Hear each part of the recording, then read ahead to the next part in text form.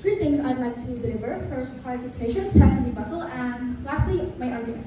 So first, I would like to start with clarification. So I would like to clarify for my first speaker about guided by legal institution. It means that people will be guided by legal institutions, such as psychologists or hospital guidance for people who needs that guidance.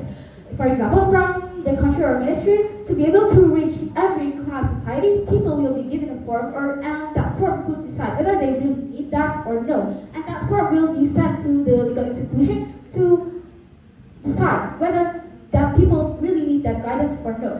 And for the rebuttal, I would like to rebut the point where they say that happiness nowadays, it has more accessibility and easier to get.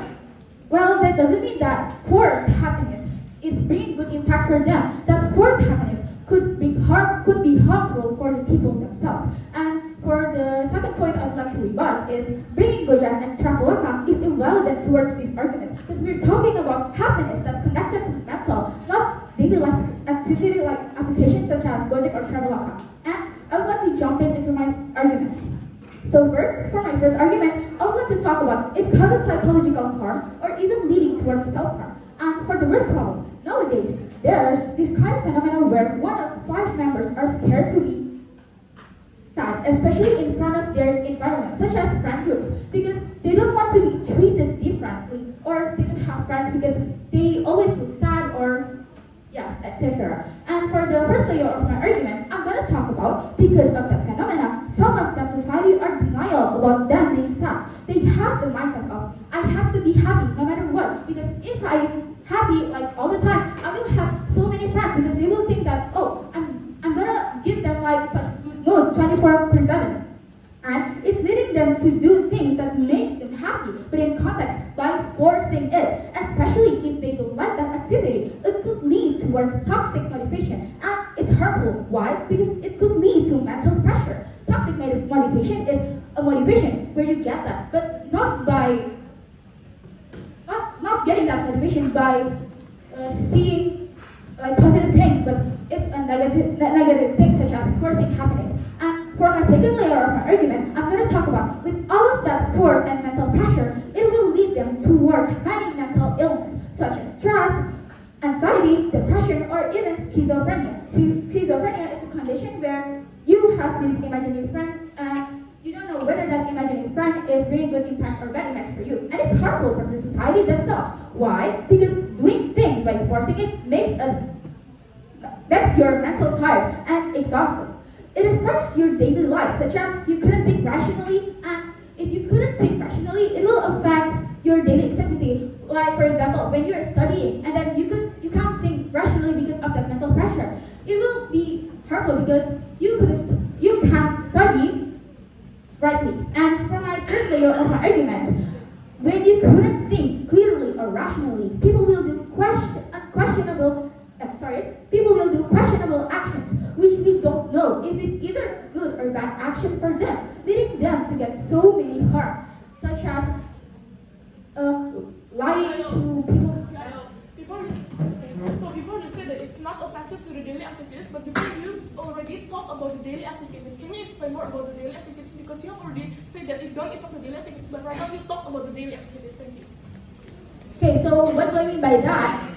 This forced happiness, it could affect your mental pressure, and that mental pressure could affect the way that you think. The way that you think that I mean is either you think rationally or irrationally, but in this context, your mental is being pressured. That means that you couldn't think rationally,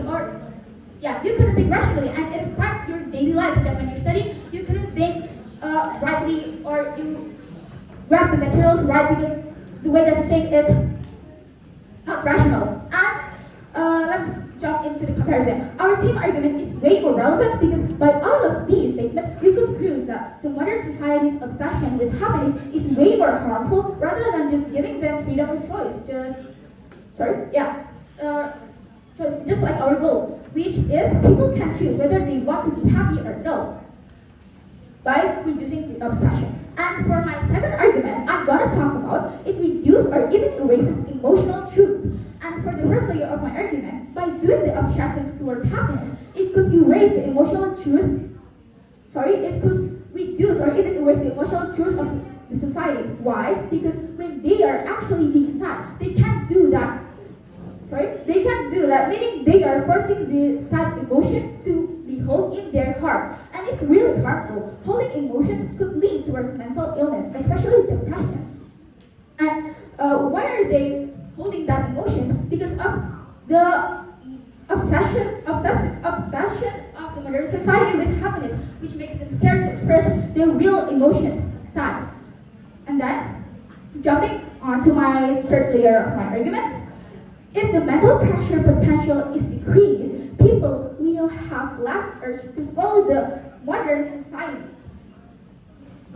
For my second layer of argument, by allowing society to choose, it could decrease the potential of the raising emotional true happiness.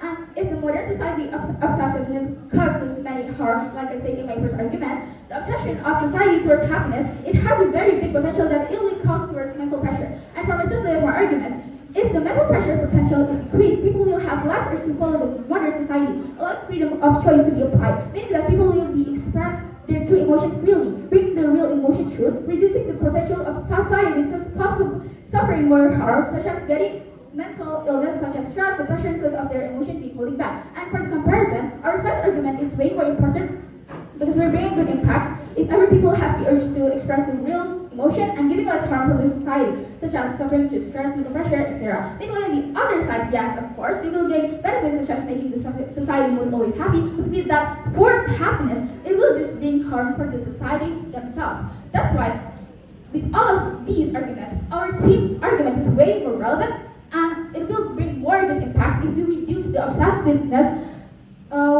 with happiness through the society. Proud to close. Thank you.